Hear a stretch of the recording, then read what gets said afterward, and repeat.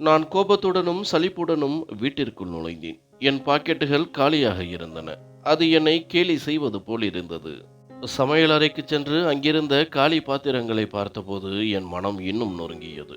பசி வயிற்றை கிள்ளினாலும் வீட்டில் சாப்பிட எதுவும் இல்லை. ஒரு பாத்திரத்தில் இருந்த கொஞ்சம் அரிசியை எடுத்து அதை வேக வைத்து சாப்பிட்டேன். பிறகு தண்ணீர் குடித்துவிட்டு கட்டிலில் படுத்துக்கொண்டேன். இன்று என் மீது எனக்கே கோபம் வந்தது. ஏனெனில் கடந்த 3 நாட்களாக என்னால் எந்த வேலையும் செய்ய முடியவில்லை. இதற்கு முன் என் பாக்கெட்டில் பணம் இல்லாமல் நான் வீட்டிற்குள் நுழைந்ததில்லை. நான் சூதாடினேன், திருடினேன், இன்னும் பல சிறிய வேலைகளை செய்தேன். என் சொந்த செலவுகளுக்கு பணம் ஒருபோதும் குறைந்ததில்லை. ஆனால் கடந்த 3 நாட்களாக என் பாக்கெட் முற்றிலும் காலியாக இருந்தது. வீட்டில் சாப்பிடவும் எதுவும் இல்லை. கட்டிலில் படுத்தபடியே என் கடந்த கால வாழ்க்கையை நினைத்து கொண்டேன். சிறுவயதில் என் அம்மா என்னை மிகவும் அன்புடன் வளர்த்தார். நாங்கள் அப்போதும் செல்வந்தர்கள் இல்லை. ஆனால் அம்மா எப்படியோ எனக்கு உணவு கொடுப்பார். எனக்கு 8 வயதாக இருக்கும்போது அம்மா நோயினால் என்னை விட்டுவிட்டு பிரிந்து சென்றார். அன்று முதல் நான் தவறான வழிகளில் செல்லத் தொடங்கினேன். மக்களின் பாக்கெட்டுகளை வெட்டுவதும் சிறிய திருட்டுகளும் என் வேலையாகி போயின. அன்று முதல் இன்று வரை என் வயது 28 ஆன பிறகும் நான் இதே வேலையைத்தான் செய்து வருகிறேன். என்னை மாற்றிக்கொள்ளவோ அல்லது வேறு நல்ல வேலை செய்யவோ நான் ஒருபோதும் நினைத்ததில்லை. இப்படி நினைத்து கொண்டிருக்கும் போதே எப்போது நான் ஆழ்ந்த தூக்கத்தில் ஆழ்ந்தேன் என்று எனக்கே தெரியவில்லை. நான் தூங்கி சிறிது நேரம்தான் ஆகியிருந்தது. கதவில் பலத்த சத்தம் கேட்டது. நான் திடுக்கிட்டு எழுந்து உட்கார்ந்தேன். கடிகாரத்தை பார்த்தேன். இரவு 11 மணி. இந்த நேரத்தில் யார் வந்திருக்க முடியும்? உடைந்த கதவின் இடுக்கு வழியாக நான் வெளியே பார்த்தபோது என் உயிர் நடுங்கியது. நான் வெளிநாட்டிற்கு அனுப்புவதாக சொல்லி 15,000 ஏமாற்றியவர்கள்தான் அவர்கள். இப்போது அவர்கள் என் வீட்டிற்கே வந்துவிட்டார்கள். கடந்த சில நாட்களாக அவர்கள் என்னை தொந்தரவு செய்து கொண்டிருந்தார்கள். எங்கள் ஆவணங்கள் தயார் செய்து கொடு, இல்லை என்றால் பணத்தை திருப்பித்தா என்று. என்னிடம் பணமும் இல்லை, ஆவணங்களையும் தயார் செய்ய முடியாது. ஏனென்றால் நான் அவர்களிடம் பொய் சொல்லி பணத்தை ஏமாற்றிவிட்டேன். அந்த பணமும் எப்போதோ செலவாகிவிட்டது.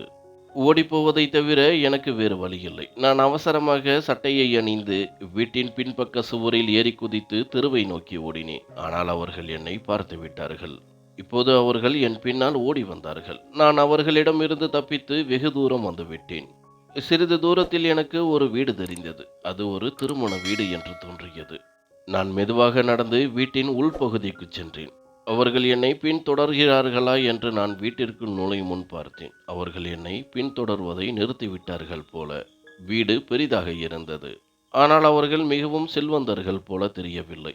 நடுத்தர வர்க்க மக்கள் போல தோன்றினார்கள். நான் அங்கிருந்து சுற்றித் திரிந்து ஒரு அறைக்கு அருகே சென்றபோது யாரோ அழும் சத்தம் கேட்டது. நான் காது கொடுத்து கேட்டேன். அது ஒரு பெண்ணின் அழுகை போல் இருந்தது. அறையும் சற்று இருட்டாகவே இருந்தது.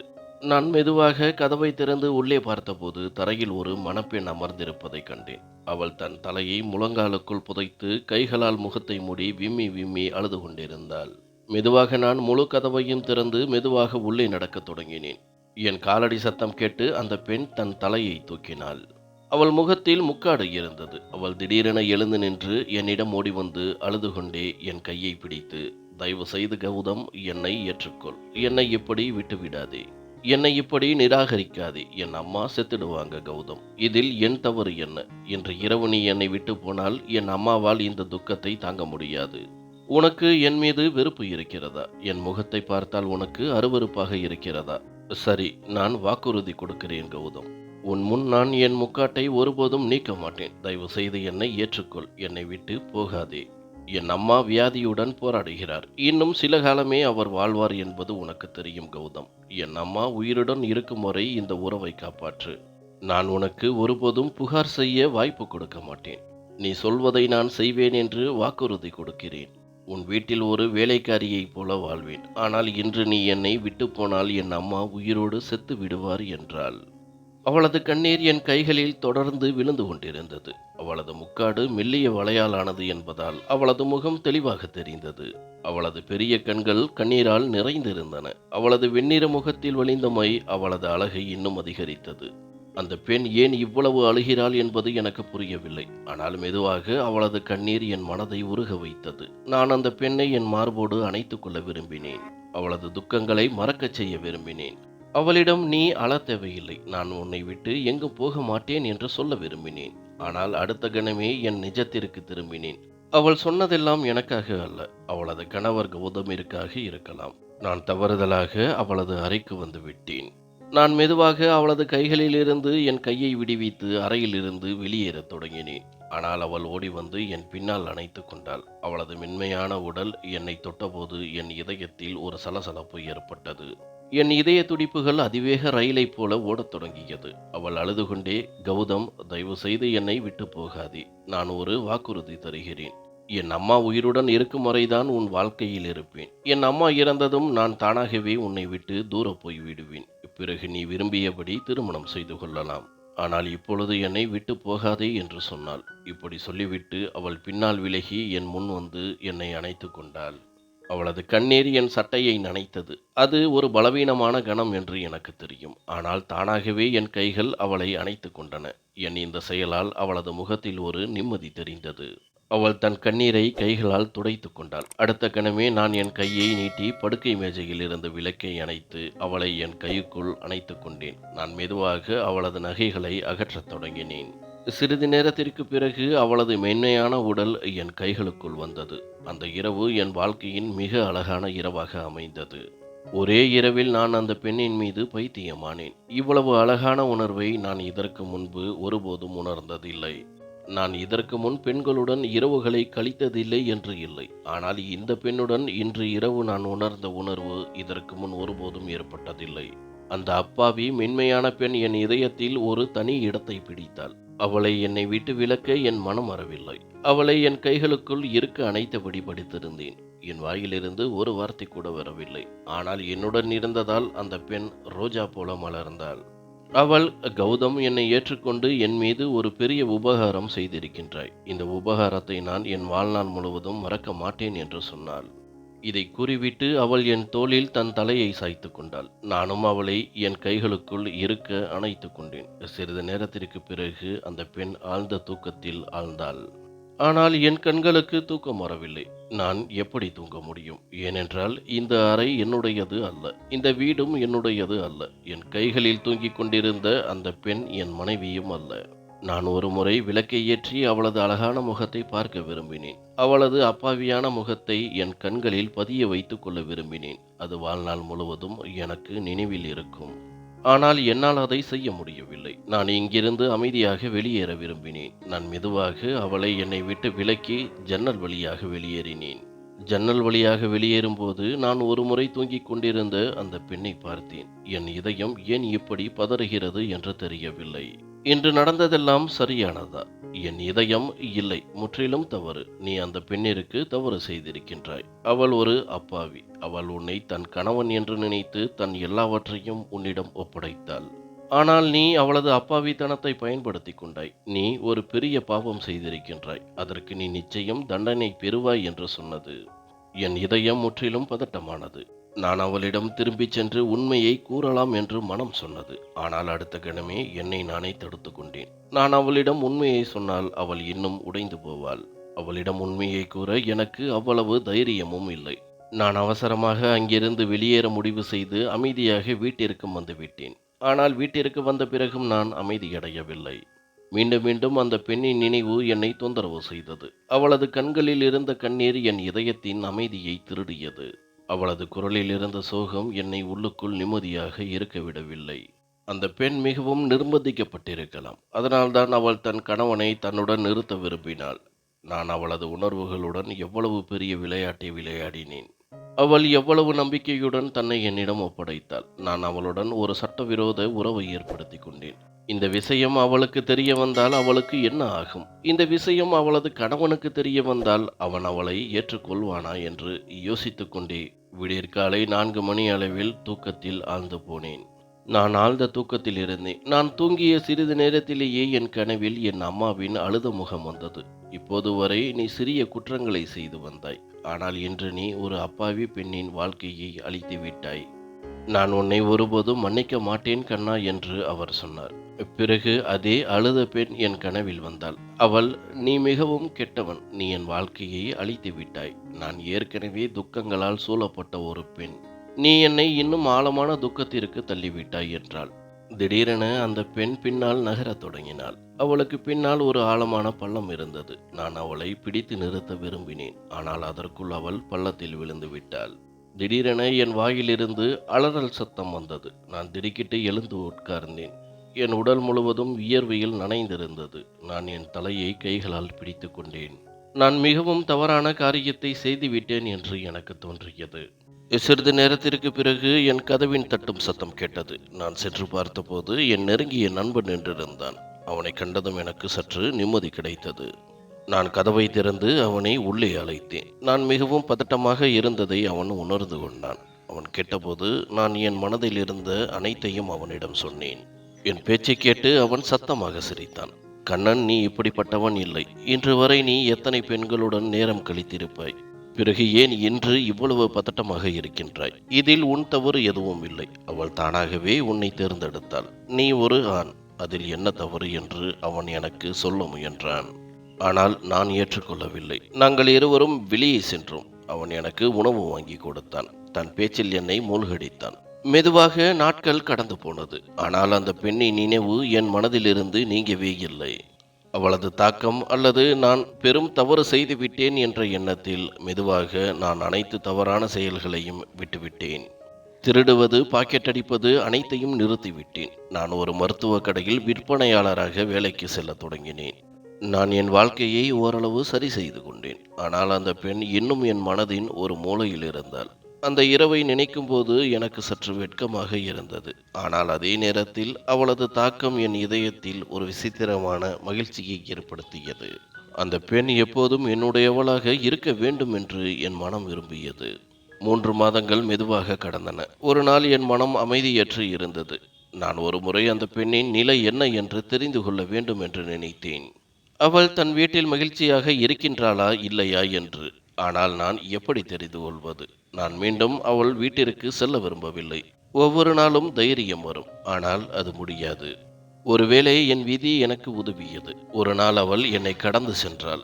நான் மருத்துவக் கடையில் அமர்ந்து அவசரமாக வாடிக்கையாளர்களை கவனித்துக் கொண்டிருந்தேன். என் முதலாளி மதிய உணவிற்காக வீட்டிற்கு சென்றிருந்தார். அப்பொழுது ஒரு பரிச்சயமான குரல் கேட்டு நான் திடுக்கிட்டேன். அது என் இதயத்தை எப்போதும் அமைதியற்றதாக வைத்திருந்த அதே குரல். நான் என் கழுத்தை திருப்பி பார்த்தேன். அவள் தன் முகத்தில் பாதி ஸ்கார்ப் அணிந்து நின்றிருந்தாள். என் அமைதியை திருடிய அவளது பெரிய கண்கள் ஸ்கார்ப்பின் உள்ளே இருந்து தெரிந்தன. மற்ற முகம் ஸ்கார்ப்புக்குள் மறைந்திருந்தது. அவள் நீட்டிய சீட்டை கண்டதும் என் உணர்வுகளை பறந்து போயின. நான் ஆச்சரியத்துடன் அவளை பார்த்தேன். அவள் என் பார்வையை தவிர்த்தாள். நான் மாஸ்க் அணிந்திருந்ததால் அவள் என்னை பார்க்கவில்லை.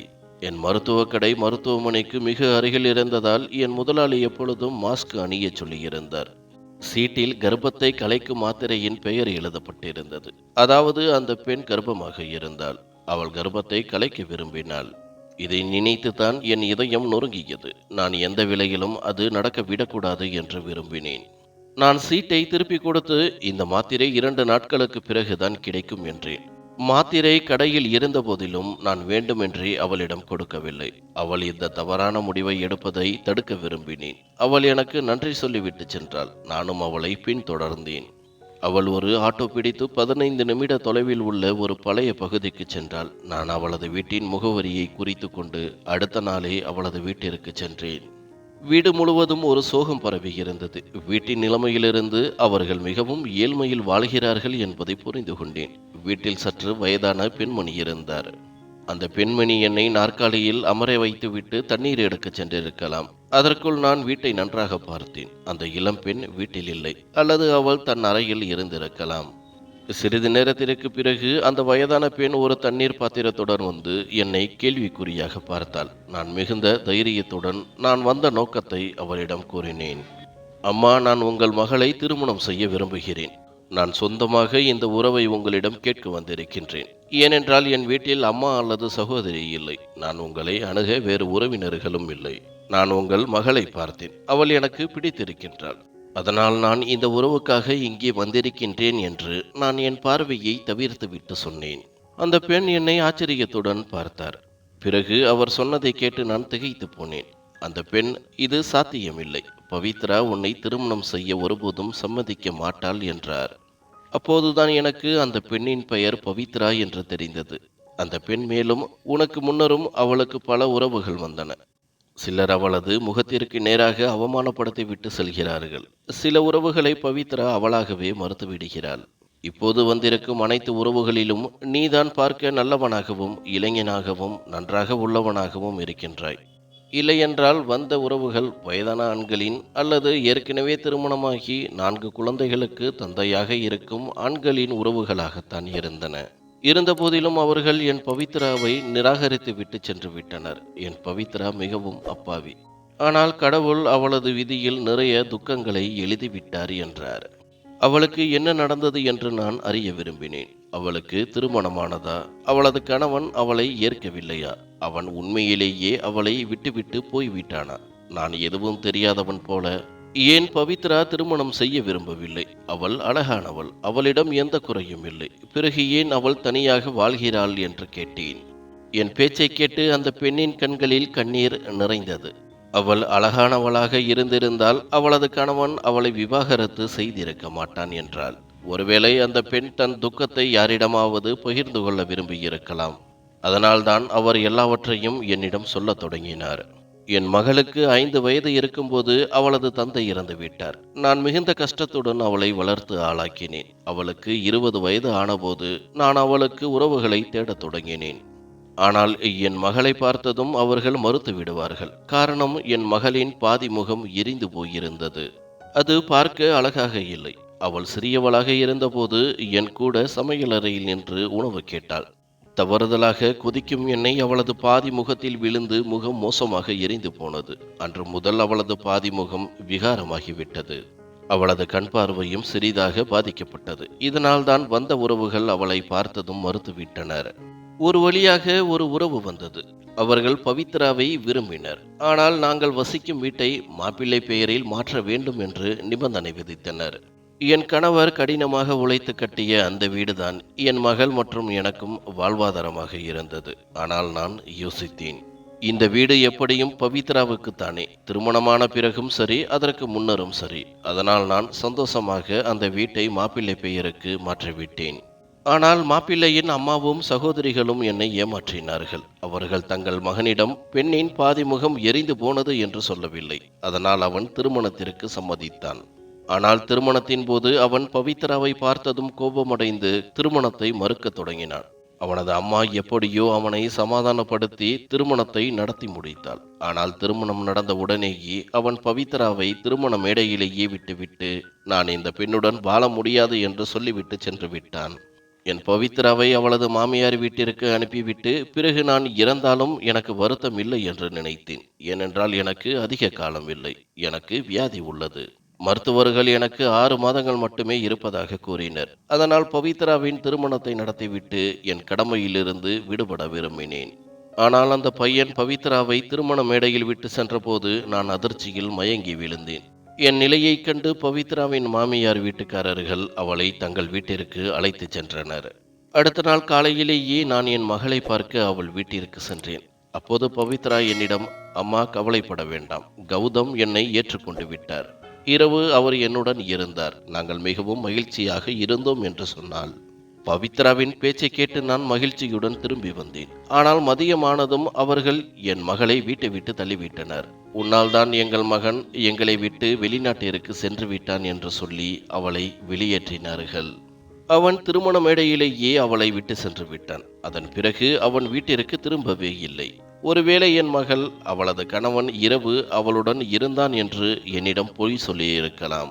அந்த மக்கள் எங்கள் வீட்டையும் கைப்பற்றி எங்களையும் வீட்டை விட்டு வெளியேற்றி விட்டார்கள். நாங்கள் இந்த வாடகை வீட்டில் வாழத் தொடங்கினோம். என் மகள் அன்று மிகவும் அழுதாள். முழுமையாக உடைந்து போனாள். அவளது துக்கத்தை என்னால் பார்க்க முடியவில்லை. அதனால்தான் நான் அவளுக்கு திருமணம் செய்து வைக்க விரும்பினேன். ஆனால் அவள் திருமணம் செய்ய விரும்பவில்லை என்றார். நான் பவித்ராவின் துக்கத்தை உணர்ந்து நானும் துடித்தேன். நான் அவளுடன் செய்தது மிக தவறு என்று புரிந்து கொண்டேன். ஆனால் இப்பொழுது அவளது மகிழ்ச்சியை மீட்டெடுக்க நான் முடிவு செய்தேன். நான் பவித்ராவை திருமணம் செய்ய தயாராகி இருக்கின்றேன். நீங்கள் பவித்ராவை எனக்கு திருமணம் செய்ய சம்மதிக்க வேண்டும். நான் வாக்குறுதி கொடுக்கிறேன். உங்கள் மகளை நான் எப்பொழுது மகிழ்ச்சியாக வைத்திருப்பேன் என்று சொன்னேன். ஒருவேளை பவித்ரா தான் கர்ப்பமாக இருப்பதை தன் தாயிடம் சொல்லவில்லை என்று நான் நினைத்தேன். நான் நினைத்தது சரிதான். அந்த குழந்தை என்னுடையது. அதை பவித்ரா கலைக்க விரும்பினாள். நான் அது ஒருபோதும் நடக்க விடமாட்டேன் என்று நினைத்தேன். நான் அவளை ஏற்றுக்கொண்டு என் குழந்தைக்கு என் பெயரை கொடுக்க விரும்பினேன். என் பேச்சை கேட்டு அவளது அம்மா மிகவும் மகிழ்ச்சியடைந்தார். அவர் என் தொலைபேசி எண்ணை எடுத்துக்கொண்டு அடுத்த நாள் எனக்கு பதில் சொல்வதாக சொன்னார். அடுத்த நாள் மதியம் என் தொலைபேசி ஒலித்தது. பவித்ராவின் அம்மா.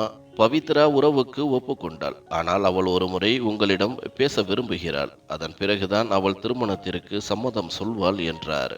என் இதயம் வேகமாக துடித்தது. நான் அவளுடன் பேச தயாராக இருந்தேன். பவித்ராவின் அம்மா அவளிடம் தொலைபேசியை கொடுத்தார். அவளது இனிமையான குரல் என் காதுகளில் கேட்டபோது என் இதயம் துடித்தது.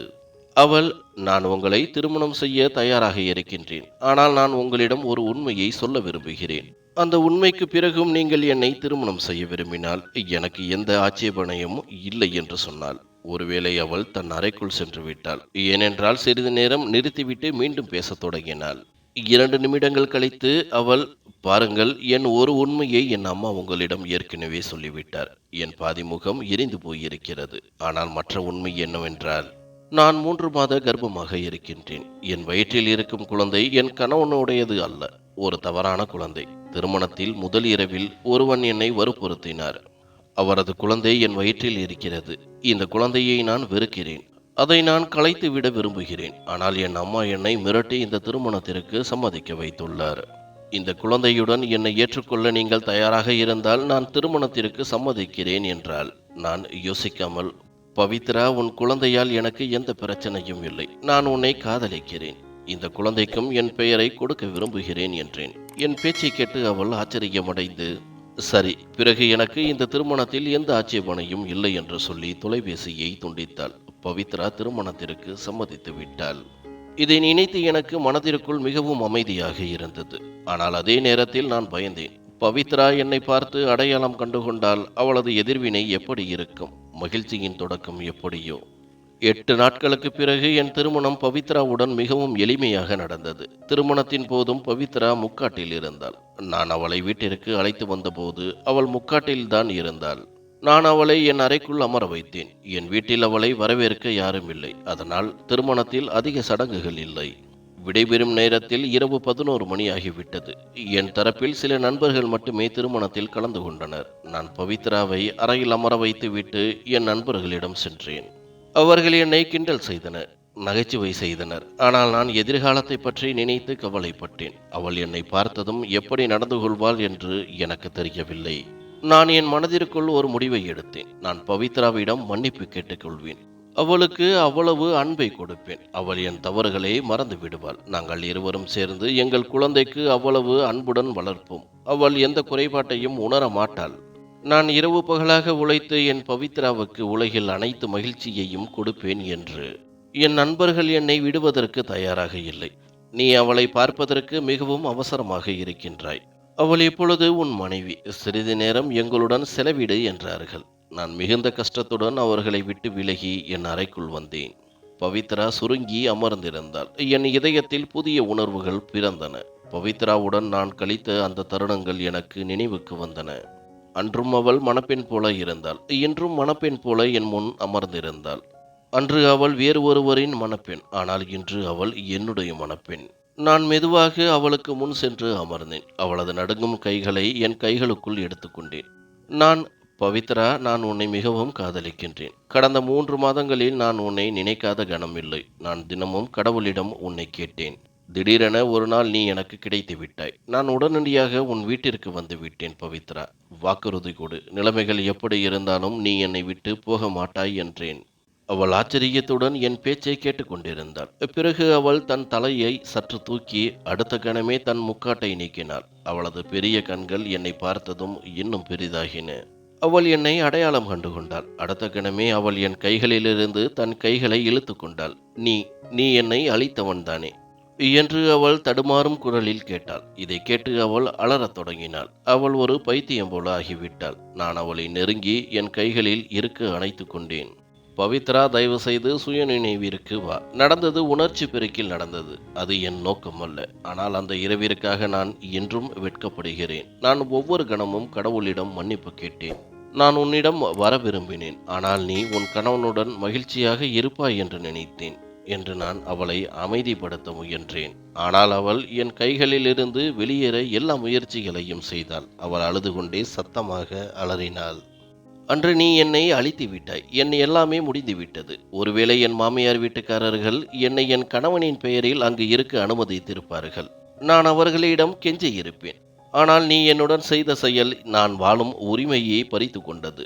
என் கணவன் அன்று இரவு என் அறைக்கே வரவில்லை. அவன் திருமண மேடையிலிருந்து என்னை பிரிந்து சென்று விட்டான் என்று எனக்கு தெரிய வந்தபோது நான் அன்று இரவு வேறு ஒருவனுடன் இருந்தேன்.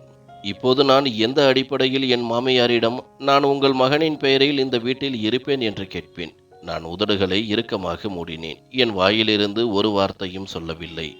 என் மாமியார் என்னை வீட்டை விட்டு வெளியேற்றினார். உன்னை போன்ற ஒரு அற்பமான மனிதன் தன் ஆசைகளை திருப்திப்படுத்த என் முழு வாழ்க்கையையும் அழித்து விட்டாய். அந்த இரவில் நீ உன் ஆசைகளை நிறைவேற்றி கொண்டு என்னை விட்டு சென்றாய். மறுநாள் முதல் என் வாழ்க்கை நரகமானது. நான் ஒவ்வொரு கணமும் வேதனைப்பட்டேன். எனக்கு ஒரு கணம் கூட நிம்மதி இல்லை. நான் தாயாக போகிறேன் என்று எனக்கு தெரிய வந்தபோது நான் அன்றைக்கு மனம் விட்டு அழுதேன். இந்த செய்தியை என் அம்மாவிடம் சொல்லி அவரை துக்கப்படுத்த விரும்பவில்லை. அவரை உயிரோடு கொல்ல விரும்பவில்லை என்று அவள் சொன்னாள். பவித்ராவுக்காக என் கண்களில் கண்ணீர் இருந்தது. நான் அவளுடன் செய்தது தவறு என்று அறிவேன். அவள் 3 மாதங்களாக பட்ட வேதனையை நான் அறிவேன். ஆனால் நான் அந்த துக்கத்தை ஈடுகட்ட விரும்பினேன். இந்த நோக்கத்துடன் நான் அவளை சமாதானப்படுத்த முயன்றேன். ஆனால் அடுத்த கணமே பவித்ரா என் கைகளில் சாய்ந்தாள். அவள் மயங்கிவிட்டாள். பயத்தால் என் நிலை மோசமானது. நான் அவளை உடனடியாக மருத்துவமனைக்கு அழைத்துச் சென்றேன். மருத்துவர்கள் அவள் மன அழுத்தத்தால் மயங்கிவிட்டதாக கூறினார்கள். சிறிது நேரத்தில் அவளுக்கு சுயநினைவு வரும். 3 மணி நேரத்திற்கு பிறகு பவித்ராவிற்கு சுயநினைவு வந்தது.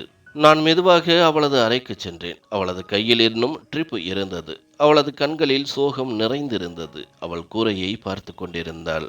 கண்களிலிருந்து கண்ணீர் வழிந்து தலையணையில் விழுந்து கொண்டிருந்தது. நான் அமைதியாக அவளிடம் சென்று அவளது கையை என் கைகளில் எடுத்துக்கொண்டேன். அவள் என் கையை விடுவிக்க முயலவில்லை. நான் கெஞ்சினேன். தயவு செய்து பவித்ரா, நடந்ததை மறந்துவிடு. அந்த இரவு உன் வாழ்க்கையின் அழிவுக்கு காரணம் என்று நான் ஒப்புக்கொள்கிறேன். ஆனால் கடவுள் நல்லதுக்காகவே அனைத்தையும் செய்கிறார். அந்த இரவு நான் உன் வாழ்க்கையில் வந்திருக்காவிட்டால் நீ இன்னும் உன் கணவனுக்காக காத்து கொண்டிருப்பாய். இன்னும் உன் மாமியார் வீட்டுக்காரர்களின் கொடுமையை அனுபவித்துக் கொண்டிருப்பாய். உன் வாழ்க்கையை கஷ்டமாக வாழ்ந்திருப்பாய். ஆனால் கடவுள் உன் வாழ்க்கையில் மகிழ்ச்சியை கொண்டு வர விரும்பினார். அதனால்தான் அவன் என் மற்றும் உன் சந்திப்பை நிகழ்த்தினான். அன்று இரவு நீ வேறு ஒருவரின் மணப்பெண். ஆனால் அந்த இரவு எனக்காக இருந்தது. அந்த இரவில்தான் நமது வாழ்க்கை தொடங்கியது. என் குழந்தை உன் கருவறையில் பிறக்க வேண்டும் என்று. மருத்துவமனையிலிருந்து வெளியே வந்த பிறகு நான் அவளை வீட்டிற்கு அழைத்து வந்தேன். மெதுவாக பவித்ரா சாதாரண வாழ்க்கைக்கு திரும்ப தொடங்கினாள். ஆனால் அவளது அணுகுமுறை என்னிடம் இன்னும் வெறுப்பு நிறைந்ததாகவும் இருந்தது. நான் அவளை மிகவும் கவனித்துக் கொண்டாலும் அவளது உணவு, உடை மற்ற விஷயங்களில் பவித்ரா நான் கொண்டு வந்த பொருட்களை மறுக்கவில்லை. அவற்றை அமைதியாக ஏற்றுக்கொண்டாள். அதுவே எனக்கு போதுமானதாக இருந்தது. 2 மாதங்களுக்கு பிறகு பவித்ராவின் அம்மா இறந்துவிட்டார். பவித்ராவின் அம்மா இறப்பதற்கு முன் பவித்ராவையும் என்னையும் அவரிடம் அழைத்தார். பவித்ராவை தன் மார்போடு அணைத்து கொண்டு, பவித்ரா, நான் இறப்பதை பற்றி எனக்கு எந்த வருத்தமும் இல்லை. ஏனென்றால் கண்ணன் போன்ற ஒரு நல்ல வாழ்க்கை துணை உனக்கு கிடைத்து விட்டார். நான் அவனது கண்களில் உனக்காக உண்மையான காதலை பார்த்தேன். அவனுடன் மகிழ்ச்சியாக வாழ்க்கையை வாழ வேண்டும் என்று சொன்னார். தன் அம்மாவின் மறைவுக்கு பிறகு பவித்ரா பல நாட்கள் துக்கத்தில் இருந்தாள். நான் அவளை சமாளித்துக் கொண்டேன். இப்போது மெதுவாக பவித்ரா என் பக்கம் ஈர்க்கப்படத் தொடங்கினாள். அவள் என்னிடம் பேசத் தொடங்கினாள். என் வேலைகளையும் தன் கைகளால் செய்யத் தொடங்கினாள்.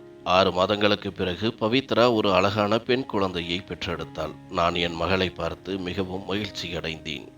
செவிலியர், உங்கள் மனைவி உங்களை பார்க்க விரும்புகிறார் என்றபோது நான் உடனடியாக உள்ளே சென்றேன். பவித்ரா அமைதியாக படுத்திருந்தாள். அவளது கைகளில் எங்கள் குழந்தை இருந்தது. அவள் குழந்தையை என் கைகளில் கொடுத்து, உங்கள் பொருளை பார்த்து கொள்ளுங்கள். இந்த 6 மாதங்களை நான் மிகவும் வலியுடன் கழித்தேன். நான் உங்கள் பக்கம் திரும்ப முயன்ற பொழுதெல்லாம் என் பலவீனத்தை பயன்படுத்தி கொண்டு தவறான உறவை ஏற்படுத்திய தருணங்கள் எனக்கு நினைவுக்கு வந்தன. நான் என் பொருளை உங்களிடம் ஒப்படைத்துவிட்டு உங்களது வாழ்க்கையிலிருந்து என்றென்றும் வெளியேற விரும்புகிறேன் என்றாள். பவித்ராவின் இந்த முடிவால் என் இதயம் நொறுங்கியது. நான் அவளுக்கு பக்கத்தில் அமர்ந்து அவளது 2 கைகளையும் பிடித்து கொண்டு விம்மி விம்மி அழுதேன். பவித்ரா, என் தவறுக்கு இவ்வளவு பெரிய தண்டனை கொடுக்காதே. நான் நீயும் நமது மகளும் இல்லாமல் வாழ முடியாது. என்னை மன்னித்து விடு பவித்ரா. நம் மகளுக்காகவாவது என்றேன். அடுத்த நாள் நான் பவித்ராவையும் குழந்தையையும் மருத்துவமனையிலிருந்து வீட்டிற்கு அழைத்து வந்தேன். பவித்ரா என்னை பிரிந்து போவதை பற்றி மீண்டும் பேசவில்லை. ஆனால் அவளது அணுகுமுறை என்னிடம் இன்னும் கசப்பாக இருந்தது. எங்கள் குழந்தை பவிக்கு 9 மாதங்களாகிவிட்டன. குழந்தை பிறந்த பிறகு பவித்ரா முன்பை விடவும் மிகவும் அழகாக தோன்றினாள். சில நேரங்களில் நான் நினைப்பேன், அவளது முதல் கணவன் எவ்வளவு துரதிர்ஷ்டசாலி. அவளது அழகை காரணம் காட்டி அவளை விட்டு ஓடிவிட்டான். பவித்ராவின் காதுக்கு கீழ் ஒரு சிறிய இடம் எரிந்து போயிருந்தது. ஆனால் அது அவ்வளவு மோசமாக தெரியவில்லை. உண்மையான காதல் உள்ளவர்களுக்கு தங்கள் காதலரின் குறைபாடுகள் தெரிவதில்லை. எனக்கும் பவித்ராவின் முகத்தில் இருந்த எரிந்தவடு தெரியவில்லை. ஒரு நாள் நான் மருத்துவ கடையிலிருந்து வேலையை முடித்துவிட்டு திரும்பினேன். எனக்கு உடல்நிலை சரியில்லாதது போல் உணர்ந்தேன். நான் பவித்ராவிடம், நான் இன்று சாப்பிட மாட்டேன், எனக்கு ஒரு கப் டீ மட்டும் தயார் செய்து கொடு என்று சொன்னேன். இதை கூறிவிட்டு நான் அறைக்கு சென்றேன். என் நிலையைக் கண்டு பவித்ராவின் முகத்தில் கவலை இருந்தது. ஆனால் அவள் எதுவும் சொல்லவில்லை. சிறிது நேரத்திற்கு பிறகு அவள் எனக்காக டீ கொண்டு வந்தாள். டீயை கொடுக்கும்போது அவளது கை என் கையை தொட்டது. அவள் திடுக்கிட்டாள். அவள், உனக்கு அதிக காய்ச்சல் உள்ளது என்றாள். நான், சாதாரண காய்ச்சல் சரியாகிவிடும். நான் காய்ச்சலுக்கான மாத்திரையை எடுத்துக்கொண்டேன். அது இறங்கிவிடும் என்றேன். ஆனால் டீயை கொடுத்த பிறகும் பவித்ரா அறையை விட்டு போகவில்லை. அவள் அங்கேயே நின்றிருந்தாள். அவள் தன் விரல்களை முறுக்கி ஏதோ சொல்ல விரும்பி இருக்கலாம். ஆனால் அவளால் சொல்ல முடியவில்லை. நான், பவித்ரா, என்ன விஷயம்? ஏதேனும் சொல்ல விரும்புகிறாயா என்று கேட்டேன். அவள், ஆம், காய்ச்சலை இப்படி அலட்சியப்படுத்தாதே என்று நான் சொல்லிக் கொண்டிருந்தேன். அது அதிகரித்தால் சிக்கல் ஏற்படும். இப்போது போய் மருத்துவரிடம் மருந்து வாங்கி வா என்றாள். அவளது குரலில் எனக்காக கவலை இருந்தது. இதை கண்டு எனக்கு நன்றாகவும் இருந்தது. என் முகத்தில் ஒரு சிறிய புன்னகை வந்தது. அன்பின் வெளிப்பாடு. ஆனால் அந்த இரவு எனக்கு மிகவும் கடினமானதாக இருந்தது. என் காய்ச்சல் மிகவும் அதிகரித்தது. ஆனால் என் காய்ச்சலை பற்றி கவலைப்படவில்லை. பவித்ரா இரவு முழுவதும் என் அருகில் இருந்தாள் என்ற மகிழ்ச்சியில் இருந்தேன். அவள் என் நெற்றியில் குளிர்ந்த தண்ணீரில் நனைத்த துணியை வைத்தாள். அவளது உடனிருப்பு என் மனதை அமைதியை அளித்தது. பவித்ரா என்னை கவனித்துக் கொள்கிறாள் என்று நினைத்து எனக்கு அமைதி கிடைத்தது. காலை 4 மணி அளவில் என் காய்ச்சல் குறைந்தது. நான் என் கண்களை திறந்தபோது பவித்ரா என் மார்பில் தலையை வைத்து தூங்கிக் கொண்டிருந்தாள். நான் என் கையை அவளது தோளில் வைத்தேன். என் தொடுதலால் அவள் திடுக்கிட்டாள். என்னை பார்த்து அவள் அவசரமாக எழுந்தாள். விரைவாக என் உடலை தொட்டு பார்த்தாள். அவளது அவசரத்தைக் கண்டு நான் சத்தமாக சிரித்தேன். நான், என்ன விஷயம்? நான் நன்றாக இருக்கின்றேன். இவ்வளவு கவலைப்பட வேண்டாம். நான் நினைத்தேன், நீ என்னை வெறுக்கிறாய் என்று. நீ என்னை இவ்வளவு காதலிக்கிறாய் என்று எனக்கு தெரியவில்லை. எனக்கு தெரிந்திருந்தால் நான் இதற்கு முன்பே நோய்வாய்ப்பட்டிருப்பேன். உன் அன்பை அனுபவித்திருப்பேன் என்றேன்.